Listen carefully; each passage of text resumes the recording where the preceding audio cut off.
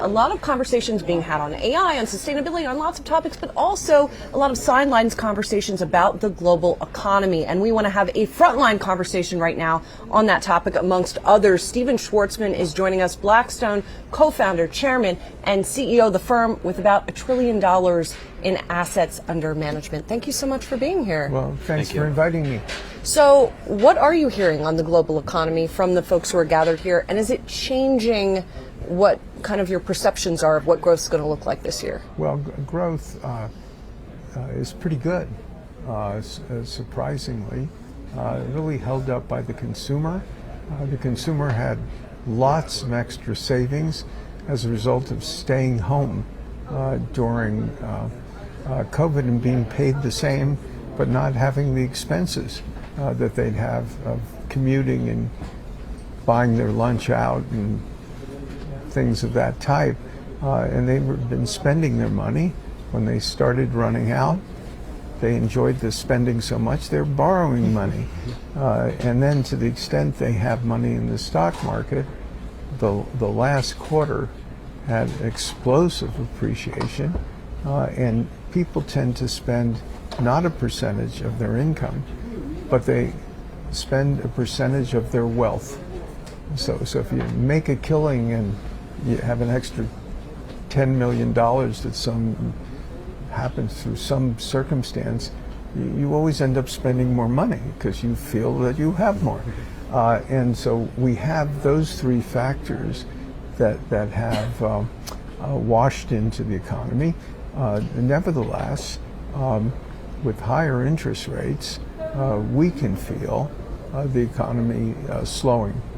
That doesn't mean it's going down. It means the amount of growth you're having is less every quarter.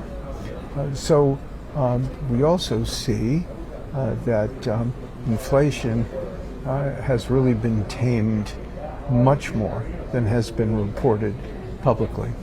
So when the Fed starts lowering interest rates, seems to be fascinating to everyone. It's not fascinating to me because all I care is that it's going to happen. And whether it happens in the second half or a little in advance, it doesn't matter. But what matters is that people now expect that to be happening, and they're correct.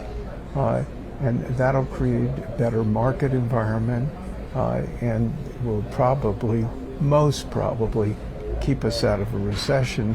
So when those rates really go down, we hit the 2% inflation, that'll give you a real impetus for another market cycle. So that's the way, we sort of see things. Cue the sun coming out from behind the clouds, just as you say that. Is it hard to find great investing opportunities in an environment that has traded up in advance of those rate cuts? Well, you have to look other places rather than do, just what everybody does. And there's always places like that. Energy transition, these are all pretty much new builds of some type or modification. So that's not buying a stock market influence type of thing. We have data centers which are exploding with growth. They're all being constructed, so in effect that's at book value, but worth much more after you buy them. European real estate, surprisingly, of the right type, is very exciting for technical reasons. The real estate's fine, but the people who own it are under a lot of pressure.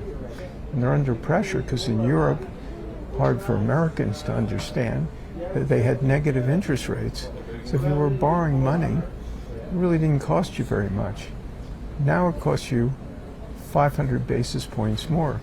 So if you have a lot of borrowings and the cost goes up, not every owner of real estate, but many of them are under real financial pressure. And the way you get out of that jam is by selling assets. So what we're seeing is people approaching us with pools of their assets enough to pay down enough debt so that the banks won't worry them. On the other hand, we don't like all the things they offer us. So what we typically do is say, hey, unlike Europeans who are a little scared of buying real estate, we have lots of money, we're eager to buy, but we only want to buy data centers or student housing or other of the few asset classes. Go back and look for them, and we'll take everything you have. So you're being more selective in this market. Absolutely. We don't have an enormous amount of time, and I do want to get some other topics. I want to ask you a bit about the election, and I know you've talked about this a bit already and said you're not ready to support a particular candidate, whether it be former President Trump or someone else at this point. What do you want to see before you are ready to make that kind of decision? Well, as far as I know, there's only been one vote that's held. It's true. Unless you know something different. And, I'd like to see, what the public has to say, with a number of shots on goal. Do you want to see what the courts have to say as well? Is that going to be important? I think that's a separate issue. And that won't be knowable for a very long time, as I understand it, based on what I read. So there are always uncertainties in all U.S. elections. This one may have more than others. Some of the policies put in place by the current administration, has that helped your businesses at all?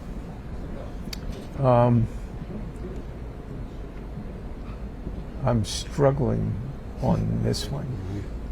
Nothing in the IRA that would be helpful for there's a little in the IRA. Construction, for example? There's a little in the IRA. But the regulatory environment it has so changed in a negative way that one tends to look at these things as an integrated whole, not picking apart pieces of it. And this is a very accelerated regulatory environment that makes conducting business more complex than it ever was. Lastly, I want to ask you about something that is not as much on the agenda here at WEF. Somewhat it is. We heard from the Israeli president.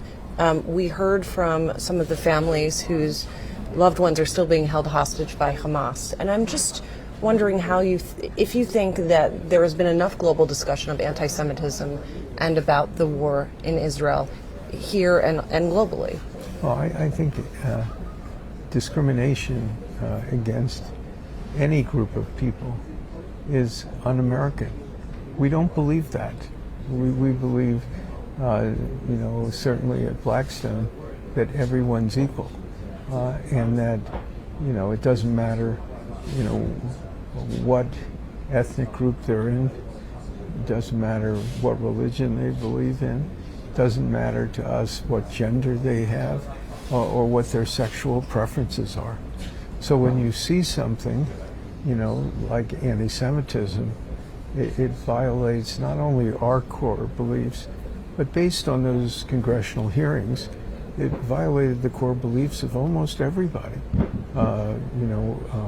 up on the hearing benches and in the country at large. So I think that it's very troubling, and it would be if it was against any group. There's a whole issue on Islamophobia, and that's not fair. That's not the way things should be. So those of us who have what I used to think were American values really are troubled and want the society to address this type of problem.